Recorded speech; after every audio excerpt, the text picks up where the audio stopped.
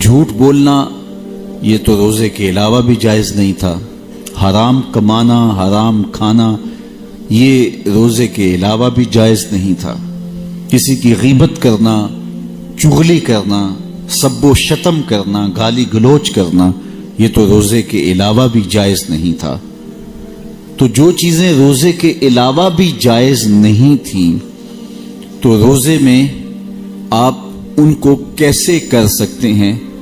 اور اگر آپ کھاتے نہیں ہیں، پیتے نہیں ہیں لیکن جھوٹ بولتے ہیں، غیبت کرتے ہیں، چغلی کرتے ہیں، سب و شتم گالی گلوچ کا بازار گرم رکھتے ہیں اور آپ نے روزہ بھی رکھا ہے تو پھر روزے کی حقیقت کو سمجھے ہی نہیں۔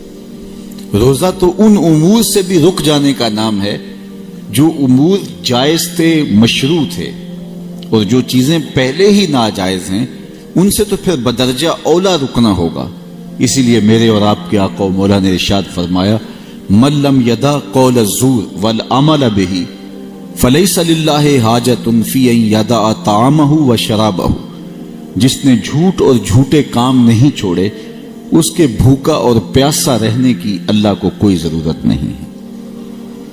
تو روزے میں ان امور سے بھی رک جایا جائے جو امور شریعت اسلامیہ نے عام زندگی کے اندر بھی روکے ہیں، عام زندگی میں جن سے رکنے کا حکم دیا ہے، تو روزے کا نور نصیب ہی تب ہوتا ہے، روزے کی حقیقتیں، روزے کی لطافتیں، روزے کی برکتیں اور روزے سے وابستہ رحمتیں ہمارے من میں اتریں گے ہی تب جب ہم مقاصد روزہ کو پیش نظر رکھیں گے اور ہر اس عمل سے، ہر اس بات سے اور ہر اس فعل سے، ہر اس قول سے باز آ جائیں گے جس سے شریعت اسلامیہ نے ہم کو روکا ہے، منع کیا ہے۔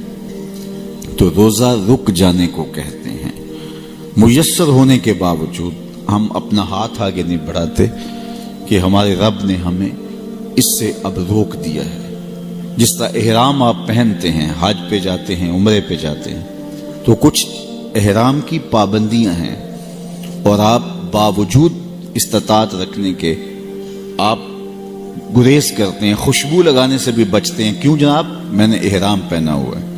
جو چیزیں مشروع تھیں ان سے آپ رک گئے، یہ احرام کی پابندیاں ہیں۔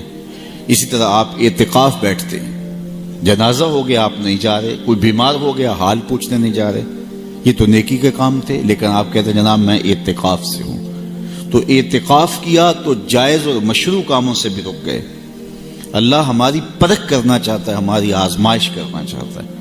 احرام کی پابندیاں ہیں، جائز اور مشروع کاموں سے بھی احرام کی پابندیوں کی وجہ سے رک گئے۔ اسی طرح روزہ ہے تو روزہ ہمیں سکھاتا ہے جب ان چیزوں سے بھی ہم رک جائیں گے روزے کے دوران جو اللہ نے عام زندگی میں جائز رکھی ہیں تو پھر ہمارے لیے مشکل نہیں ہوگا ان کاموں سے رکنا جو اللہ نے ناجائز رکھی ہیں۔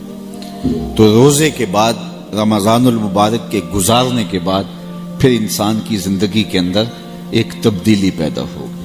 آپ نے روزہ رکھا ہے، کوئی شہر حبیب کی کھجوریں آپ کو پیش کرتا ہے تو اس سے متبرک غذا اور کیا ہو سکتی ہے؟ تو آپ کہتے ہیں کہ جناب میرا روزہ ہے۔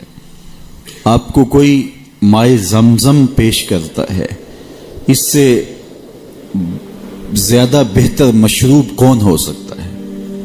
اس جیسا مشروب کائنات میں موجود نہیں ہے، لیکن آپ معذرت کر لیتے ہیں کہ جناب میں نے روزہ رکھا ہے۔ تو مائے زمزم جیسا مشروب اور مدینہ النبی صلی اللہ علیہ وآلہ وسلم کی کھجوریں بھی آپ نہیں لیں گے کہ میں نے روزہ رکھا ہوا ہے۔ تو روزے میں وہ چیزیں جو جائز تھیں، مشروع تھیں، مبارک تھیں، متبرک تھیں، اس سے بھی رک گئے، اور جو چیزیں پہلے ہی ناجائز ہیں تو پھر روزے سے جب آپ ہوں گے تو ان سے کیوں نہیں رکیں گے؟